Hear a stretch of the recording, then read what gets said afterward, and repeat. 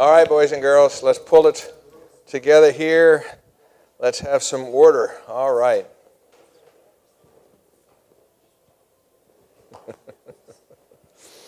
Okay, so we've been looking at Proverbs, and we're looking at selected Proverbs in chapter 10 and then chapter 11, and then last time I started grouping them, so we took selected ones from chapter 12, but then we wandered outside of chapter 12. We're going to do the same today and look at a couple of themes particularly. Two themes for sure, and that is what Proverbs has to say about diligence and slothfulness, okay, and what Proverbs has to say,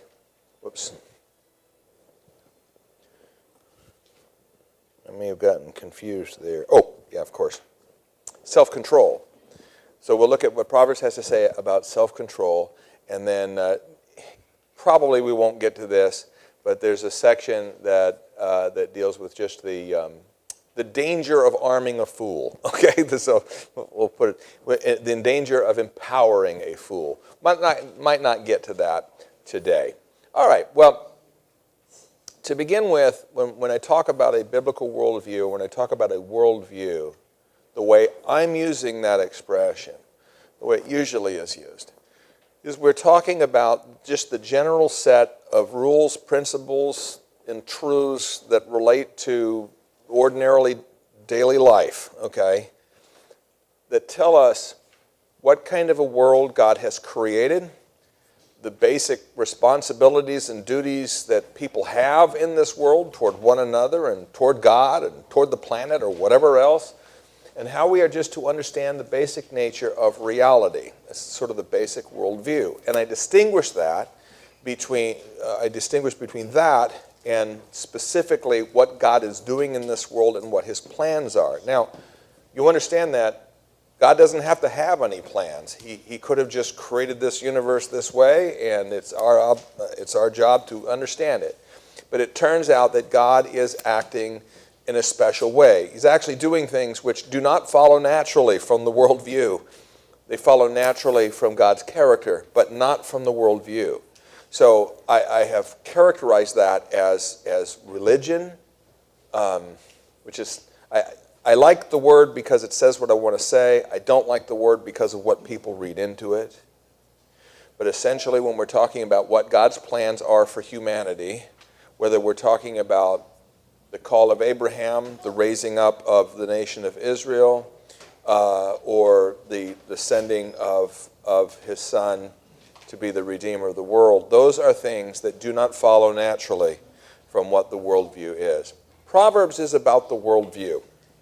It really isn't talking about, it assumes that you know, okay, but it isn't really talking about what specifically God is doing. There's very little in Proverbs, for example, about the special status of Israel or what God's plan for the salvation of the world is. There's very little in there about that, but there is lots in there about that, about God.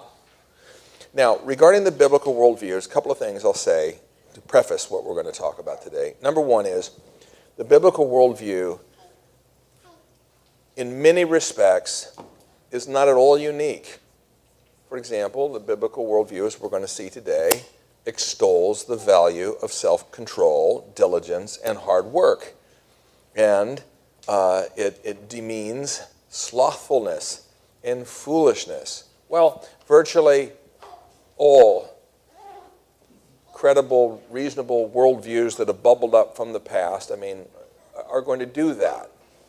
So if you go and study Chinese culture, you're going to find out that they also, will extol doing good and not doing evil, and they will extol self-control and so on. So in that basic way, the biblical worldview is not unlike other worldviews of other cultures in the world, particularly those things which are what we would say common sense. Don't lie, cheat, and steal. Don't hang around people who do. You don't have to be a Christian, and it's not the biblical worldview that uniquely says that. But there are aspects of the biblical worldview that are either absolutely unique or really rather strongly associated with a biblical concept. Those are things that do relate to God. For example, probably just about every culture from the ancient world, and any major culture that's worth anything, is going to say things like, the wicked will not prosper. Okay? Why won't the wicked prosper? Well, the wicked won't prosper because the king's against you, or because of karma. The gods will be against you. The biblical worldview would say that there are various reasons why you ought not to be wicked, but the bottom line is because God is against you. And if all else works for you and you make crime pay, God will make sure that in the end it doesn't. The biblical worldview cannot dispense with God. If you take God out of the picture, Proverbs no longer says what it seems to say. Now consider, for example, in our culture today, would we agree that the wicked do not prosper? Our culture, would we say that? We would say that. We would say that. We want to believe it's true. Now, if you want to defend that based upon a kind of a secular understanding of the world, that wickedness is not the way to get ahead, how will we defend that?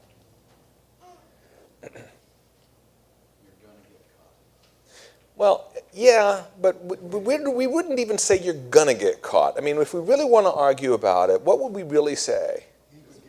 There, your odds are going up. And he'll get his in the end. And why will he get his in the end? Proverbs says you'll get yours in the end because God will make sure of it. If nothing else, God will make sure of it. It may happen here in time. It may happen in the next world, but you will not get away with this.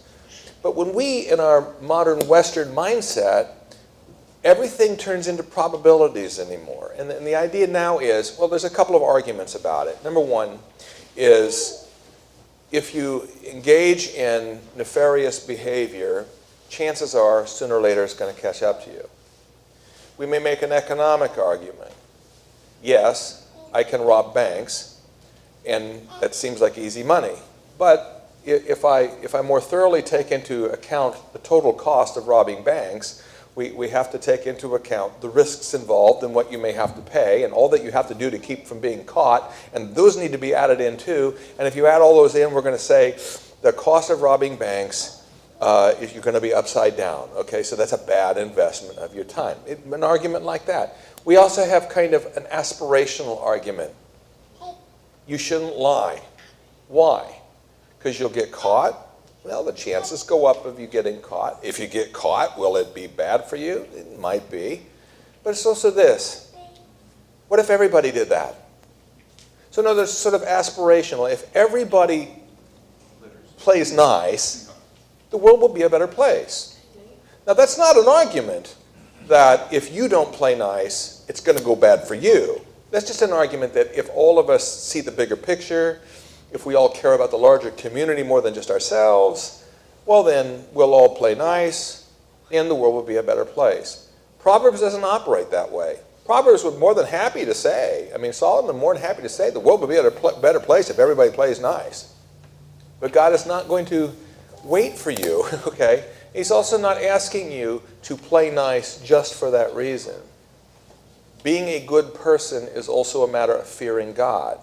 Fearing God is a matter, yes, of loving Him, but if you won't love Him, then just understand that He holds all the cards and is going to play the last hand. Okay, so Proverbs is indispensable to understand the biblical worldview is that in the end, God is the underwriter of all of this. Our modern culture wants to take the wisdom of Proverbs, that is the common sense part, which is common to most other cultures. It wants to employ that, but it does something that other cultures generally don't do, and that is we divorce it from any sort of unifying theme out there, any sort of unifying God or principle or karma or truth that makes sure that all of this works. We just want to say, gee, we wise and enlightened people know that if all of us agree not to rob and cheat and steal, we'll all do better. Again, the fallacy in that is, if we all decide, yes, But if this one person decides, what a bunch of dopes, what a bunch of fools, I'm going to take advantage of the situation, how do you stop that? And the answer is, God will stop it. They may do damage first, but God will stop it. Okay, so our biblical worldview. Now, let's take a look at, let's see here. There we go. Let's look at some Proverbs that deal with diligence and hard work. Now, what do our parents tell us as we grew up about diligence and hard work? Hard work pays off. Yeah. It's good to work hard. Laziness is not good, okay? Indolence is not something that you strive for. Good parents teach their children to study hard, work hard, show up early for work. If the tasks you're given is this, you do a little bit more, okay? And so on. And if you don't, okay, if you're lazy, what's going to happen? Yeah, you're going to pay the price. What do we want to teach our children? If you won't work, then You won't eat. you won't eat. Now, of course, literally, we're not going to starve our children, but we are teaching them a principle, and that is, lazy people don't deserve to have as much as diligent people. And then there is a reward for hard work, and it is right and proper that we should have it, and you don't get to have, well, there are no free lunches, and we're not entitled to anything. Okay? So those are some common sense things that we all get raised with.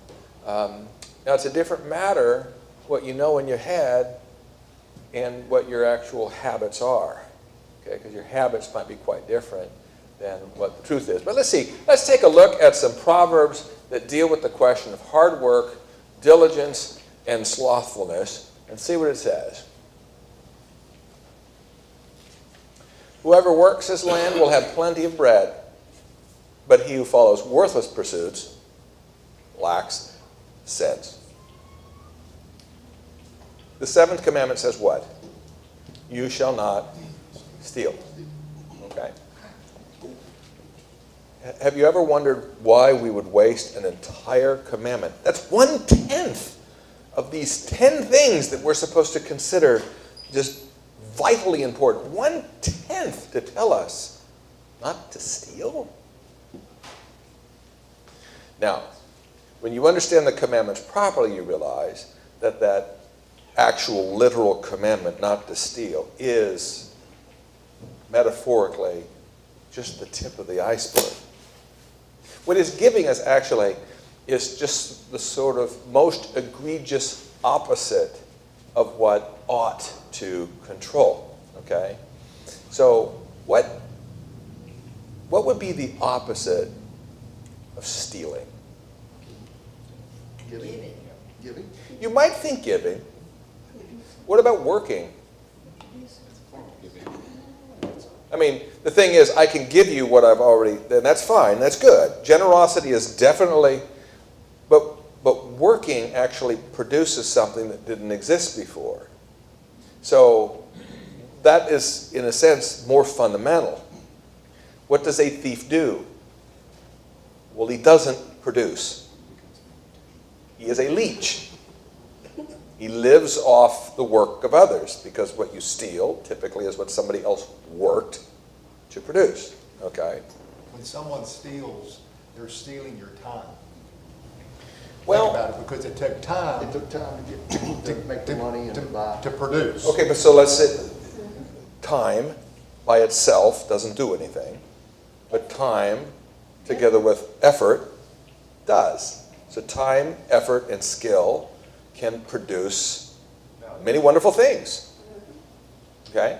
So one person gives of their time, their effort, and their skill to produce something, and another person steals it, okay? The person who steals has not only injured the person who put all that time and effort and energy into this, but they have also essentially acquired for themselves without work.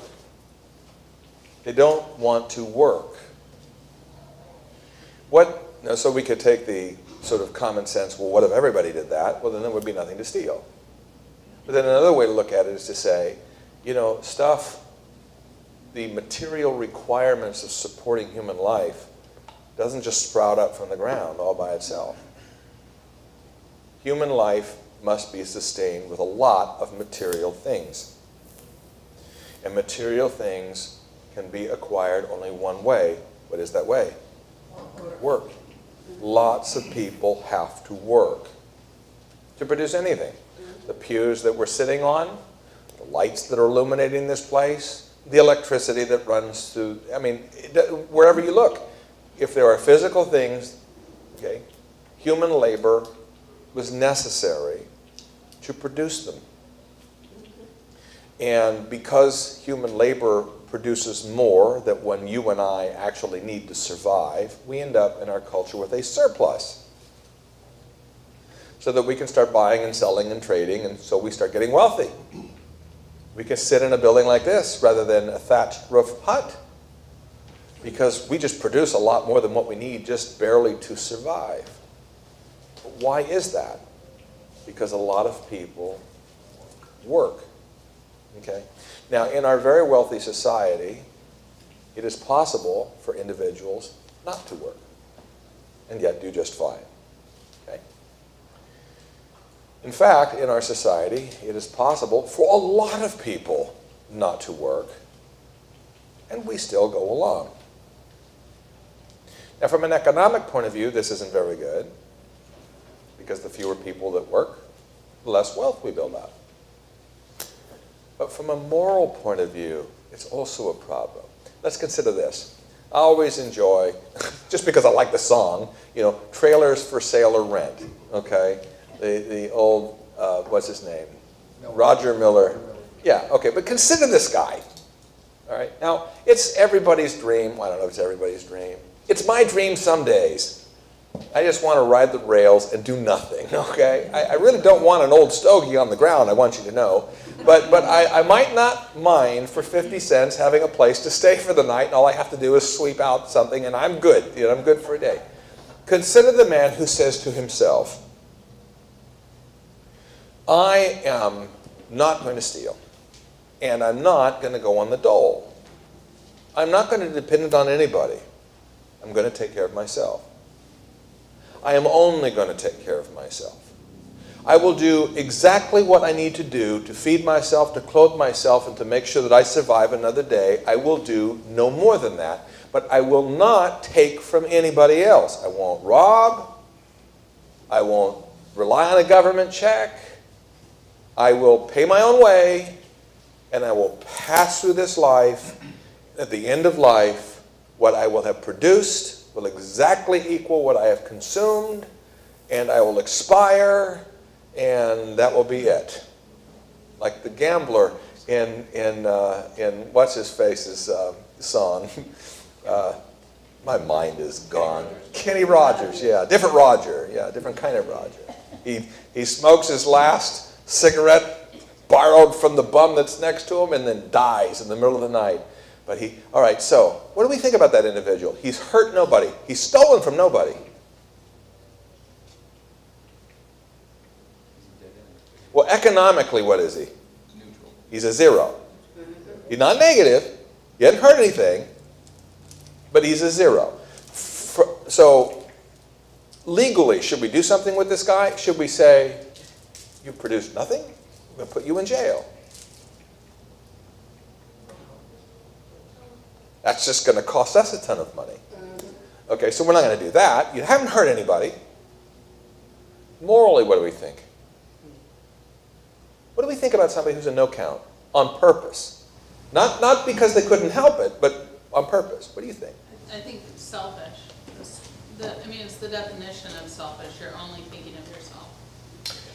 You have done nothing for anybody. You have passed through this world and contributed zero. Now, from a social point of view, we might say, I'm not going to throw you in jail, but we're not going to extol that either. And we're not going to reward that, and we're not going to praise that, and we're not going to praise you because you didn't steal. The fact of the matter is, God expects more of us than just not stealing. Stealing is like the most grotesque opposite of contributing to society. Stealing means I'm just a total leech and a parasite. And this person is not really a total leech and parasite, but they have done nothing outside of taking care of themselves. And we'd have to conclude that from a moral point of view, God has not put us in this world just to take care of ourselves. What did you have? Well, I had, it's a personal story. My uncle that we prayed for, that just passed away, Right. he was just like this person. But the nicest guy you'd ever want to meet. He Yep. would give you the shirt off his back, but he just did just enough. Yeah. And I talked to him a few days before he passed, and he regretted it. He regretted his life. And that was, and I'm glad I did talk to him, but he was this man that you're describing. Well, and think of the parable of the minas, and the moral of that story. Jesus says, "To whom much is given, much also is required." And the one who had 5 minas produced 5 more, and one had 2, produced 2. And the one who had only 1, he buried his mina in the sand. Now, of course, in that parable, he buries his mina because he resents the master and all of that. So there's that added part of that. But let's just say he didn't bury it in the sand because he resents his master. He's just lazy. He didn't bury it. He just lost it. He didn't even care. Okay. You can't imagine him being commended either. We're not talking about salvation here. We're just talking about human duty to one another. The stuff of our world doesn't just build itself. Human beings have to do this. And I'm not just talking about physical labor, although physical labor is where it all starts. I mean, you just don't get off top dead center until somebody puts a shovel in the ground. And there's so muscular, hard labor, it's got to be there. But there's lots of other kinds of labor that really produce wealth for society, and a lot of that labor is intellectual. It's the person who could design something. If you can design a tractor who can dig 100 times as much as a human being with a shovel in an hour, you've accomplished quite a lot, even though you've never picked up a shovel yourself. So that's very good. All right, so the thing is, from a biblical point of view, our bodies require constant upkeep, a steady supply of material things, food, shelter, protection. We require this. And it doesn't just happen. Adam and Eve were placed in the garden to work it. Now what happened after they got cast out of the garden is toil became toilsome. Labor was always good. It's creative. It builds.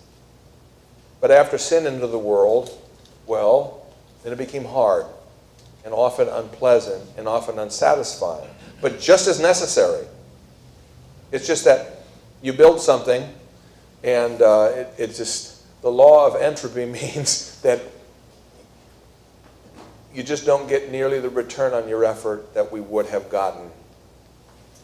But labor is good. Building and creativity, intellectually, physically, is good. The thief is not interested in that. He steals. The person who just wants to take care of themselves is not interested in that. They're not interested in the rest of the community. Notice how God places in families. What's your first obligation? It's to your family. Okay? Because you become highly... This fellow who goes from trailer to trailer and sweep it out, he didn't have a family. If he does, he is failing them completely. Once you have a family, you just no longer can do that. So work is a good thing. I mean, it is a morally good thing. And laziness, and I don't mean just a lazy Sunday afternoon. I mean, you just don't care. And so you don't work. And it doesn't bother you that you could give much more back than you do. It doesn't bother you. You're taking care of yourself. You're not stealing from anybody. That's a problem. Okay, let's see what else we got here. The sluggard buries his hand in the dish. I like this one. He will not even bring it back to his mouth. Okay? He's too lazy. Oh, that spoon's so far away. This is, of course, is humorous. He won't even feed himself because he's too lazy. He's waiting for somebody to spoon the food into his mouth, I guess. In all toil there is profit, but mere talk, right, tends only to poverty.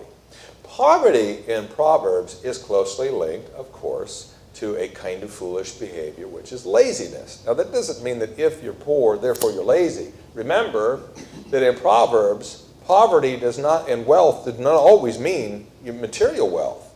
Okay? But there is a connection between our work and our labor and our wealth, however you define wealth. If you define wealth in having an abundance of wisdom, well, wisdom doesn't come to you without effort. And if you're diligent in the acquisition of wisdom, then you will gain wisdom. You will be rich in wisdom. And if you're lazy because you never bother to crack open the Bible to see what's even in there, well, then you will be spiritually quite poor. So there is this connection. But notice, toil produces profit. Okay? There's nothing wrong with profit. The only time profit becomes really problematic is similar to this fellow who only feeds himself. Because the guy who goes through society and just produces only enough for himself is a net zero for everybody else. And we say that person is very selfish. But what about the person who produces plenty more than he needs and consumes it all? Okay? We have a similar problem there, don't we? That our concern is not for anybody but ourselves. It's hard to do that when you have a family, although it is possible to do that when you have a family because it's possible to fail your family.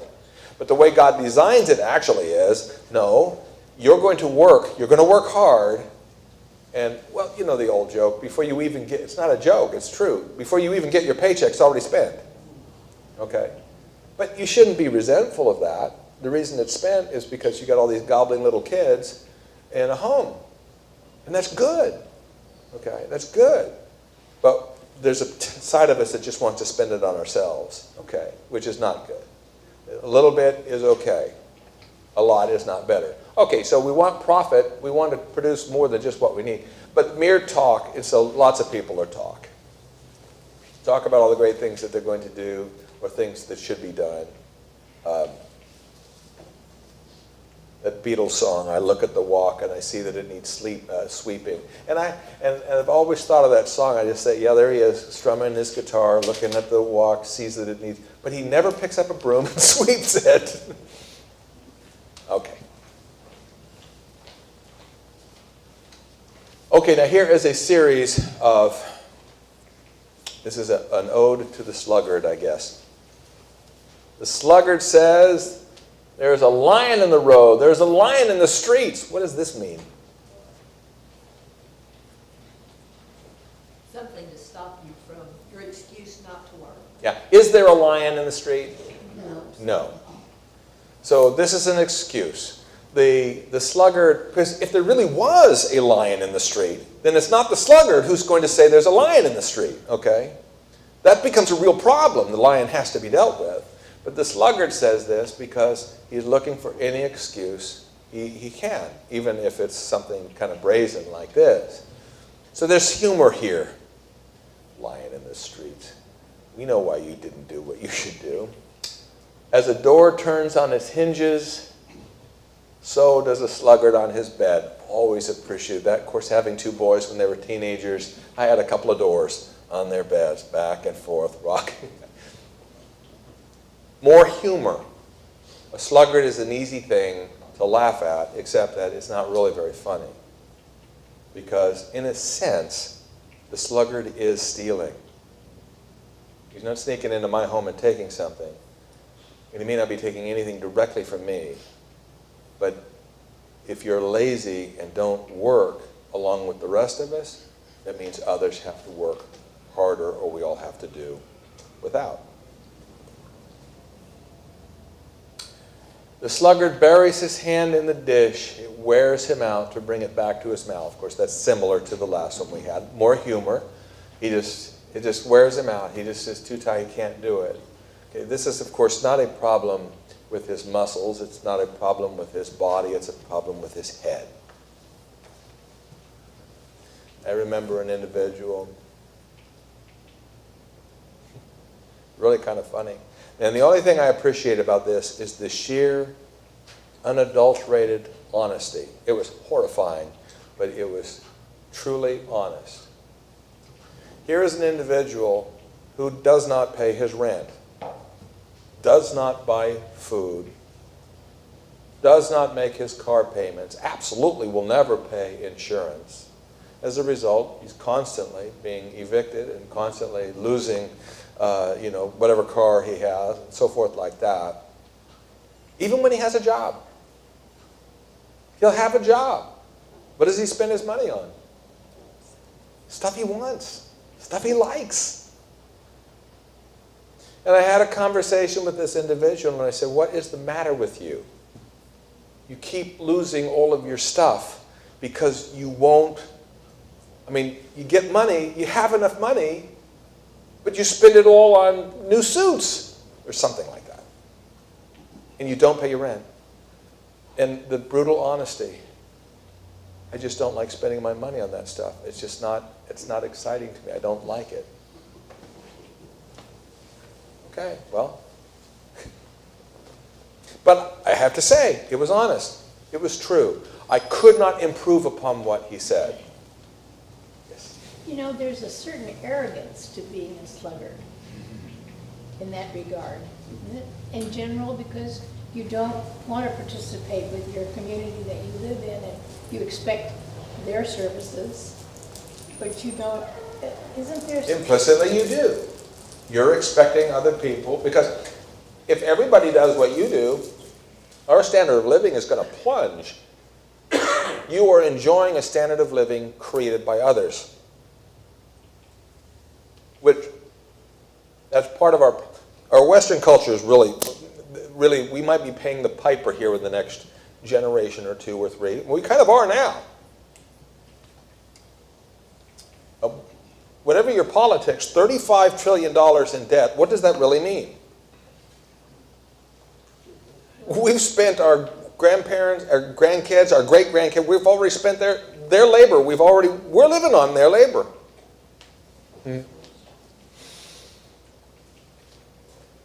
And we are awfully accustomed to having things the way we like, whether we can afford it or not.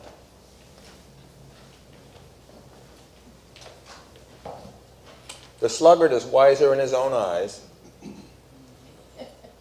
than 7 men who can answer sensibly. So in other words, this fellow who produces nothing, it would be easy for all of us. There's much more than 7 of us here. We could all gather around and give this individual many, many reasons why they should not live like they're living. Okay. Maybe you can't produce as much as the person next to you.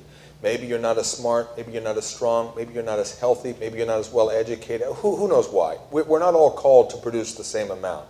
But the fact is, you're not producing what you could produce, and it would be easy to justify telling that person, you ought to be ashamed of yourself. And it would be very difficult to be that person and justify your behavior.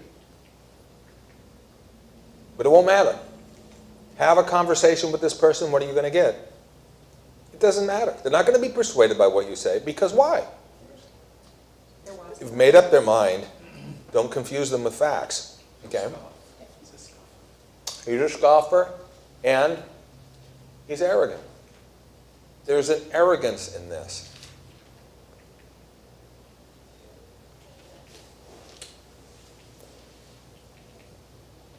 The hand of the diligent will rule, while the slothful will be put to forced labor.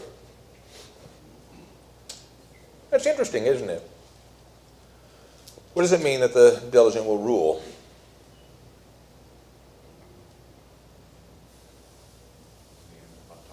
Well, even if they don't end up on top, an individual, the truth of the matter is, even the slothful lives in a house built by a diligent person. And when push comes to shove, who really is going to have the means to go on?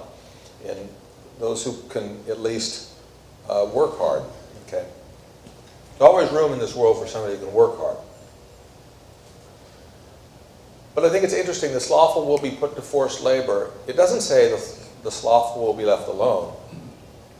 Think about a military ship, okay? You may have more crew than you need on an average day. Okay? I remember one fellow telling me how he always wanted to be in the Navy because the ships were so clean. And then he said, I got into the Navy and I found out why. We're not going to let you just do nothing. It's not good to do nothing. It's not good for the rest of us to do nothing. Not good for you to do nothing. And it would be better just to swab the deck over and over and over again than just to sit there and watch the waves roll by, even if really the deck doesn't need it again. Better that we work than when we do nothing. Now, society would be a similar way. We don't want people just standing around. And this is a problem that we're having. We have a larger and larger, really indolent class. And what am I talking about? Well, young people who live at home. They're 25, and they live at home. And their meals are taken care of, and their laundry is all done, and the roof is over their head, and whatever money they make, if they bother to make any, they could spend it all on themselves. That's not good. It is not producing for society, and it is a rot to that person. The principle of work for welfare makes terrific sense, because as a rule, everybody should work. Even if you're sick. You may not be able to do very much, but to the extent that you can do something, do something. And to dovetail with that, where Brandon lives, everyone down there, 125, they all have jobs. And it doesn't matter what their disability is. I mean, if they can do anything, they go to work 6 hours a week, 6 hours a day, and they contribute, they do something. It is disturbing to me, and I saw this a lot in my work as an attorney. I saw a lot of people who didn't have to have work. They had money because they got disability. Everybody got disability. And a lot of people were getting disability and thinking, okay, well, you maybe you're not 100%, but surely you can do something. It is not good not to have work. It's not good for society. It's not good for an individual. Okay? And we all must work, no matter where we are. And of course, we want to put ourselves in a position where our work is most valuable. Again, the value of family is you see the direct fruits of your labor for the people that you are called to care for, and families work together in order to have a nicer home and a nicer life. And the neighborhood is better, and the community is better, and the state is better, the nation is better, the world is better when we work. But we have a larger and larger group of folks. Well, here's another example of something that I just think, the idea of retirement. The dream of retirement. Here's what I'm going to do when I retire. I'm going to fish and play golf. That's it. That sounds good. It's not good. It is not good. If I personally get too old to do what I'm doing, and I'll either drop dead or at some point that'll happen, then I lessen what I do. And I may play more golf, and I may do a little bit more fishing.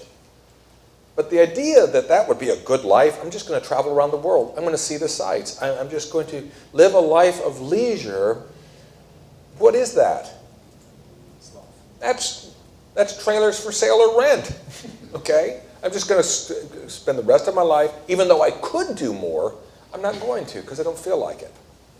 Because I don't have to. No, that's your payment for working hard all those years. Nope, it's not. I disagree with you.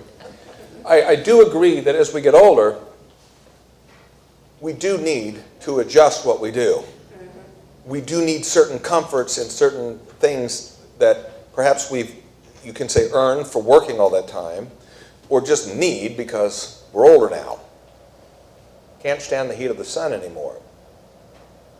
But if you're still alive, then you have an obligation to your neighbor to your family, to the world. And we never should say, now, this doesn't mean that retirement can't be, look, what is retirement? What should retirement be in our culture? It's a time when you don't have to work to earn a buck. You'll get money, okay? But so then what should you do? Work at something maybe valuable, but you couldn't afford to do it before. Volunteer work is work. Spend time with your grandchildren. Well, yeah, I mean, there's all kinds of things that you can do that is very pleasant and pleasurable and desirable, but it won't earn you money, or it won't earn you enough money, so you couldn't do it when you were 40. You couldn't, but you can now. But the idea that all I'm going to do is play golf and fish is just to say I don't have any obligations to anybody else, just to enjoy myself because I've already worked hard. Well, I'm still alive, so I'm not done. Which is not to say you can't take vacations and you can't relax. It's not to say that. All of life is a balance. But it is not a balance to say, I've worked hard, I'm not going to work anymore.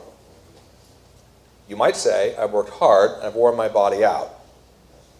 I've dug ditches for 30 years. I can't dig ditches anymore. Okay?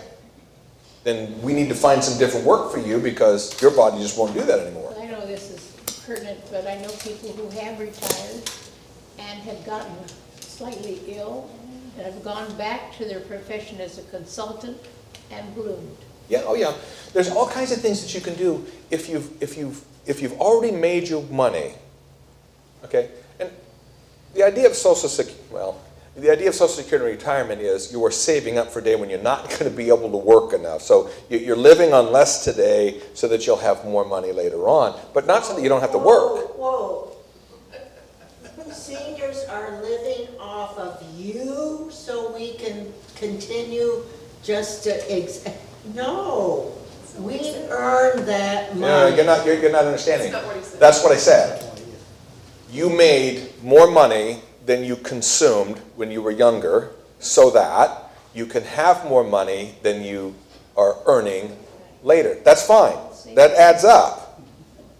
But the reason why you're doing that is so that you can work in other areas rather than having to labor to put food on the table.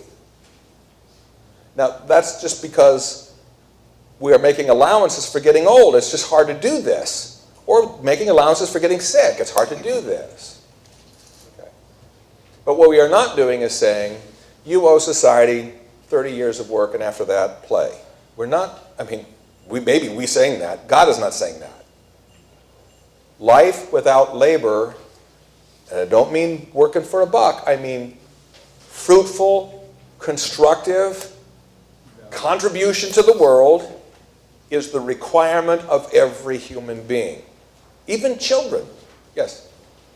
People have to have a purpose in life. We can't just exist. And amusement is not purpose. Amusement is okay to sort of relax and refresh yourself, but it is not an end in itself. Notice that even little children need to learn this. Little children are not going to be able to pull their own weight, but they need to do what they can do. They can learn to set the table. They can learn to make their bed. They can learn the various things that they have to do. And they can learn that this is not something that you're sentenced to do. It is something that is what it means to be a person. Now, this person up here, the slothful we put before, they're sentenced to it. They're going to feel that way anyway. What this is saying basically is, if you don't want to work, then we'll make you work. Or God will make you work, yes. If you give little children work that they're capable of, they love it. Yeah, they do. They love to work. And the more it matters, the better. So, if little Eva wants to help me cook, she's not much help in the end. She'd stir a little bit, But the extent that a little kid can say, I did something, and these cookies are partly because I helped. And the more they actually believe that they helped, the better it is. Even if it would have been easy for me to do it myself. Because it's an investment in the future. This child, one day I'm going to say, I want to fix dinner tonight, but I need you to take care of the carrots and the vegetables. I need you to prepare all of this stuff here, and I'm going to work over here. Between the two of us, we're going to have dinner at 7, okay? And you're going to be as much help as, so that's good.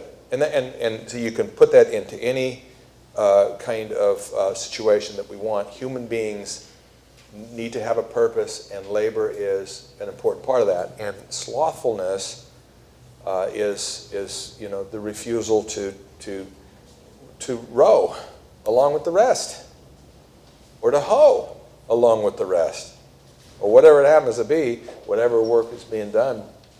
Okay, whoever is slothful will not roast his game, but the diligent man will get precious wealth. Diligence will be rewarded with wealth. Not necessarily financial wealth, it just depends, okay? But the way we acquire is by diligent work. It doesn't just land in our lap. And if it does, okay, beware, because that's not good for you to have just stuff land in your lap. Well, no, actually, that's an interesting point. What do you say? Traditionally, the church has taken a very dim view of gambling. Now, I would say, okay, so if I go to Tunica and I bring $100 and I decide I'm going to play blackjack, and okay, well, I can justify that. I can say I can have a meal and pay $100, or I can enjoy myself playing blackjack, provided what? I can afford $100, and I'm basically buying the amusement, like going to a movie. And well, a movie doesn't cost you $100, but if you get the popcorn, it'll cost you $100. Okay, so you can justify it that way. But if I'm going to Tunica with my $100 because that's my dream of getting rich, then there's a problem there. I'm no longer buying amusement. I'm trying to get rich quick.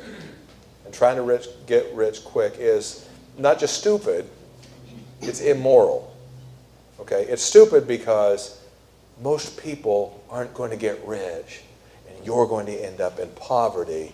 And if you just play the most elementary of odds, you'll realize this is not a good choice. But it's immoral because gambling like that is similar to stealing in that it produces nothing. Oh, but you have the scholarship lottery, and that helps people get scholarships. Well, and so what Trying to justify.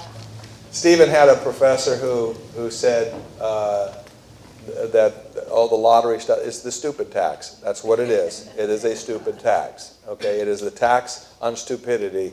You pay it voluntarily, and they're glad to do it. And so there you go. And what they do is they hang out this shiny thing in front of us. Two shiny things in front of us. Number one is you may already be a winner. You just need to buy your ticket and find out. The other is look at all the good it's doing. Okay? So all the benefits for society because all that money piling up. And so we imagine that this is more than it really is. It really isn't doing anything. Now, let's take a similar thing, but is not as similar. What about investing your money in the stock market? Is that the same as buying a lottery ticket? It could be. Okay, if your attitude is, I'm going to look for these high risk, high reward things, and I'm going to put a whole bunch of money in there because I think I can beat the market. But in fact, the market does some very, very good things with our money, and so there's a proper use for that actually, by providing money to people with good ideas, actually produces a great deal of wealth. So an individual's attitude may be no better than going down and buying a lottery ticket, I will agree. But the stock market as an entity compared to the lottery system, those are not the same. Even though they may look similar to a person who doesn't understand economics at all. All right. The soul of the sluggard craves and gets nothing, while the soul of the diligent is richly supplied. You will note that slothful people and sluggards are not without their desires. Okay, it's not like they just don't want anything. They do. They're not willing to work for it. So it either comes to them or they do without. But they have their cravings. But diligence is what actually supplies. slothful is cast into a deep sleep, and an idle person will suffer hunger. I'm rushing through these because whoever works his land, I like this one. It's just good common sense. Whoever works his land will have plenty of bread. True. It doesn't always work that way, right? You can work your land, and then the storm comes and destroys the crops, and you end up. So Or if you have lots of deer. Yeah, or deer. That's right. You plant 100 tomato plants, and you get 1 tomato. That's. But okay. But as a general rule, all right, you work your land, and it'll repay you. One thing is for sure: if you don't work your land, you ain't eating. Okay. But he who follows worthless pursuits will have plenty of poverty. So working your land is the opposite of a worthless pursuit. Okay? Doing things for amusement or to get rich quick, when there's no thought of contributing or building or creating anything, it will lead to poverty. Not just will it, it should. See? That's what we should be reading into this. This isn't so much saying what will always happen. It's saying what ought to happen. What ought to happen is you work your land, you eat plenty of bread. You're slothful, you go hungry. That's what should happen. And when it doesn't happen that way, we cry out and we say, this isn't right. And sometimes it's not right because of human foibles, and sometimes it's not right just because that's the way the world works sometimes, unfortunately, our sinful world. Love not sleep lest you come to poverty. Early to bed, early to rise, makes a man healthy, wealthy, and wise. Open your eyes and you will have plenty of bread. Okay? Sleep until 4 o'clock in the afternoon, and if you get hungry, it's your own fault. The sluggard does not plow in the autumn. He will seek at harvest and have nothing. Okay, well, again, that's the ant and the grasshopper. And prepare your work outside. Get everything ready for yourself in the field. And after that, build your house. Okay, this is talking about getting the most important things done first. And having some thought to what you're doing, okay? I want to have a nice house. I don't want to waste my time with the field. Well, you better waste your time with the field or you're never going to have a house. So get the field in good order. Get your business in good order. Get a job. And then you can go out and buy a house, all right? I think we're done. Yeah. Self-control I did not have today. Okay, let's pray.